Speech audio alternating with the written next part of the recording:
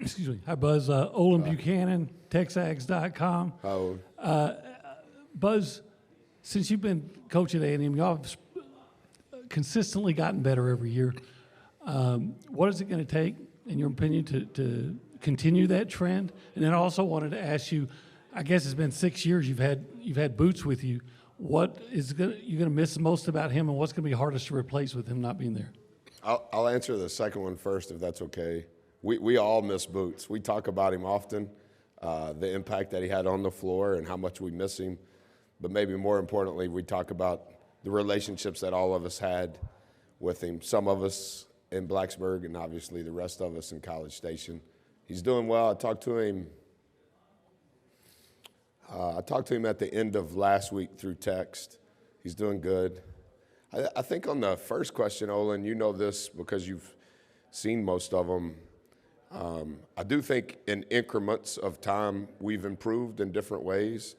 I think the one thing that we need to see if we can ever do is, can we not have a miniature slump that causes problems?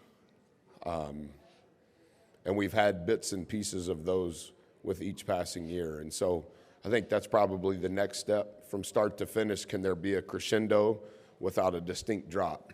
And we haven't been able to do that yet, but hopefully with our team and our staff, this is the year we can continue to get better, but not maybe fall off the cliff for a week or 2 weeks. Raise your hand if you have other questions. Let's go to the front row right here in the middle. We've got 2 questions down here. Coach, Drew DeArmond, WZZN Radio, Huntsville, Alabama.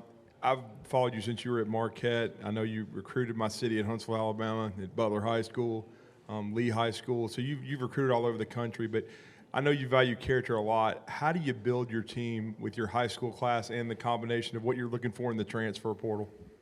How far is Huntsville from here? About an hour and a half. Yeah, I love coming over there. I loved Lenny Acuff probably more than any of the players I went to see. And I never misused the monies of Marquette or Virginia Tech or Texas A&M for that matter. But sometimes when I would go recruiting, I would also make sure that I could see Coach Acuff and learn from him. I think he's one of the best coaches. For a long time, I think he's been one of the best coaches in the country. I don't know that I really know the answer. It's something that we constantly talk about, the balance of transfers, the balance of young guys. To some degree, we've tried to balance it over the last 5 years relative to their character. Do they understand the vision that we have for them? Is it aligned with what is important to them? But it's a juggling act, and I don't think that there's an exact science. But at the highest level, I think the older you are, relative to your body, relative to your experience and talent, that is a competitive advantage. So you can't be too young, but sometimes you can't be too old when they haven't been with you throughout, because they may not understand some of the things that are important to you. So we've just tried to walk that fragile line as best as we can and be transparent with everybody involved. And so far, so good, but I also understand how delicate it all is. We have another question right here in the front row in the middle.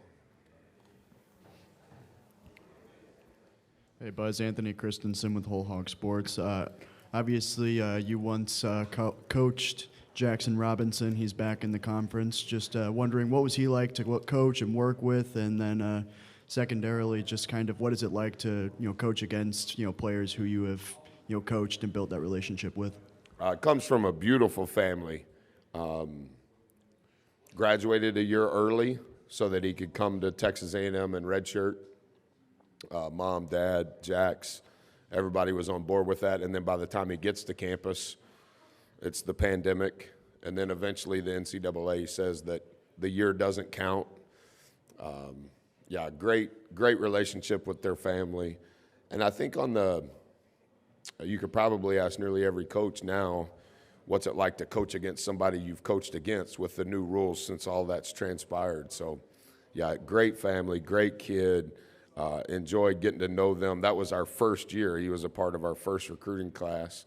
and obviously had a lot of success since he's left. Raise your hand. Other questions? Let's come back to the front row in the middle. Well, loud noise back there. It is. Hey, I'm hey. getting so old I can't hardly hear you guys. Hey, I can relate. Hey, Buzz, Bob Holt, Arkansas Democrat Gazette. I don't know how well you know John Calipari. Obviously, he made the move from Kentucky to Arkansas. In the coaching world, how big a deal was that? Or how big a shock was that? Just what are your thoughts on Cal staying in the league but moving from Kentucky to Arkansas? Well, I think in the coaching world, a part of that answer is everybody knows how good a job Arkansas is. And you look at what Coach has done since he's been there, and so that speaks to the support and how good it is. Coach Muss was incredible in the job that he did in postseason play during his time there. Coach Richardson, Coach Sutton, like whoever you pick in Arkansas basketball history, it speaks to how good of a job it is in the state. Because I think maybe you could probably answer it better, but if you grow up in Arkansas, you probably want to go to Arkansas, and there's not a lot of other teams at that level within the state. And so I think in the coaching world, I don't know that necessarily anybody was thinking about intra-league, because I think that's going to happen more and more, just like it does with players. But obviously, Coach has done a fabulous job since Coach left. Coach Muss left. Okay, let's go to the third row in the middle. Who does Arkansas play in football this week? Where's the game? Big game. Big game. I bet you'll be there. Hey, Coach. Brad Harvey, College Sportscast. I wanted to ask you about Wade Taylor, the importance of him, how long he has been there with you, and the growth that you see for him this year. He will go down in the annals of history as one of the best players to have ever played at A&M. I don't know that until his career is over you can quantify what he's meant to the program, two-parent household. They've probably attended 80% of our games home and on the road, not just mom and dad, the entire family. Graduated from college in 3 years, working on his master's, will get it in 4. As a sophomore and as a junior, back-to-back first-team all-league player, first-team all-conference. He's like Michael Jackson. It just gets a little better and better, like Jackson 5, it was off the wall, and then it was Billie Jean, and then it was Thriller. Like, he just keeps getting better and better. And it's hard for us to play, even in practice for me. We practiced this morning, and it's hard for me to coach unless he's on the floor. And I do a poor job coaching the other guys unless Four's on the floor, just because he means so much to us and does things that the stats show, but he also does things that make our team better that are not necessarily a stat. And so, yeah, he just keeps getting better and better. And if he can be better this year than he's been the last 2 years, that'd be tremendous. Raise your hand. Other questions for Coach Williams? Let's come down to the front row in the middle. And kind of keeping in with that, I guess, same line of thought with Wade, you got Jace Carter back, Hayden Hefner, a lot of returning production. Just, how has that, I guess, continuity kind of helped you guys throughout the offseason, and where have you kind of seen that kind of benefit you guys the most? Well, I think those returning guys kind of know how we want to play. I think they understand what's important to us off the floor, and they've done a great job categorically, all of them, of leading our new players, the transfers, but also the freshmen. And so they've been able to help those guys gain traction in what we do on and off the floor at a really fast rate, which has helped us in the middle of October, that we're probably a little ahead of schedule, not because of the coaches, but because of the returning players and their leadership. Next question, third row on the right. Yeah, it's Olin again. Buzz, your newcomers, guys, especially Farrell and Zurich, how have they fit in, for lack of a better word, and what do you expect? What are they going to bring to this team this year? Yeah, I think the staff, Olin, did a really good job of analytically kind of taking out the opinions of everyone and studying what does our team need. And I think the 3 transfers probably addressed the things that we needed the most. I know you asked about Boots earlier. Obviously, losing Boots is significant.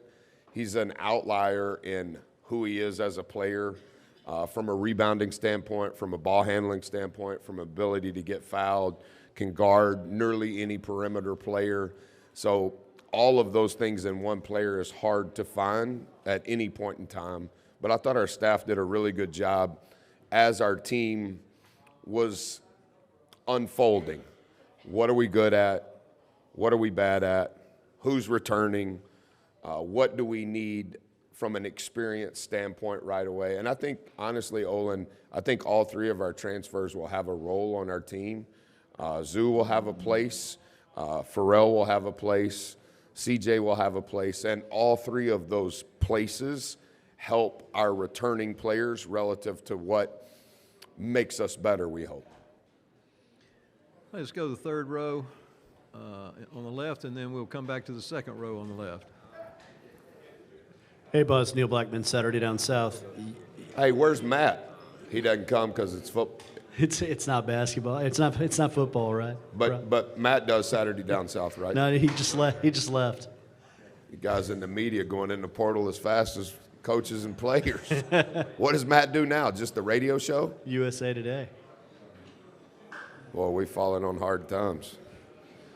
I wanted to ask about Manny and just how he came on the last 10 games, and I think people are going to talk about that. How do you communicate kind of with him that, you know, there's reasonable expectations for him as a player as opposed to kind of outside noise? We want that guy that we got in the last 10 games. Yeah, he handles the outside noise probably as well as any player I've ever coached. He's a beautiful kid, and of anybody that could have entered the portal for lack of good head coaching, it would have been Mo. He is phenomenal as a human being. His family, his support mechanism, it's all built on the right things. And to your point, I thought the last 5 regular season games, the 5 games that we played in postseason, statistically speaking, who he was in those 10 games, almost diametrically opposed to what he was before that. And so can he be that every game over the next 30 plus? I think that's unfair as an expectation. Can he be somewhere in between what he was the first 25 and what he was the last 10? That's what we need. And I think he's arguably the most diligent worker in our program over the last 4 years. He completely understands what we need, and he's working to make better decisions in real time during the game, because I think that's the next step of his development for wherever he plays next year. But yeah, a good Mo for sure helps the Aggies. Okay, the question on the left, second row. Both. Yeah, go ahead, both of you. Richmond Weaver, Fox Sports Upstate, Greenville, South Carolina, and obviously transfer portal, players moving. How important is it then from your perspective to have continuity on your coaching staff in this type of college basketball era? Yeah, I'm only saying this because you asked, so I don't mean it in a braggadocious way whatsoever. There's 106 years of experience with me on my staff, more than any other program in the country. And I think that's important. I think continuity with the young adults and continuity with the old adults is vital. And for us at Texas A&M, we probably measure that continuity in a different way. There's a lot of programs that are doing it different than us and doing it better than us. But within how we operate, that continuity between the staff and the players is very important to me. And very thankful for the people on our staff that have been with us. There's now four people on our staff that have been with me longer than a decade. And so 106 years is a lot of experiences together, and I do think that helps, just like what we're talking about with the experience of our returning players. We've got time for 2 more questions. You go ahead, and then there's one back here, I believe. Yeah. Jack Pilgrim, KSR. We talked about Jack's, talked about Cal's move to Arkansas. I also want to get your thoughts on Pope's move to Kentucky, just what he brings to Kentucky and the SEC as a whole. Yeah, I read a lot. I don't know Coach Pope, but I know he's been very successful everywhere he's been. And I've read and listened to everything since he got the job, and it seems like Big Blue Nation is really excited that he's back, and it looks like he's done a really good job assembling this year's team, and they're doing a great job in recruiting. Seems like he's incredibly intelligent, maybe too smart to be a coach, but has a lot of energy. I thought what they did this past weekend with Coach Pitino only kind of gives context to all of that, all of the former players on the bus for the press conference. Like, that's hard to find in 2024 at any level where there's that type of crowd, 19,000 people at a press conference, and you're driving a bus, I'm assuming, into the arena. That's really cool. So good for Coach, and I wish him the best. Last question for Coach Williams on the far back right. Myron Hey, man. Metcalf, ESPN. How you doing, Buzz? Obviously, Wade isn't here. Is there anything to that? And then also, when a player's reach that kind of level, what else can he do to improve? Yeah, I think we're constantly, Myron, trying to find ways that he can get better.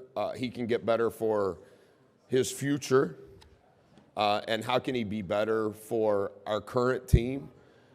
Four is probably just as smart on the court as he is off the court. He's really, really intelligent, but he's constantly in the office watching tape, thinking of things. We text daily on, Coach, what about this? He can play special situations in his mind at a really fast rate. And it was Four's decision to not come. He wanted Andy to be here. Andy's never been here. He wanted H to be here. Very difficult decision. We have a lot of returning players who are in their last year of eligibility. I was very transparent with all of those guys. Henry has been here before. He's a returning senior. Four's been here before. Mo has not been here before. H is entering his 5th year of college and was in our first full recruiting class and has meant a lot to our program. Andy led the league in rebounding last year. He's never had an opportunity to experience something like this, being from a different country. So just to abide by team rule number 1, that was Four's decision, and I think that speaks to who Four is and how Four's been raised. Thank you, Coach Williams. Thank you.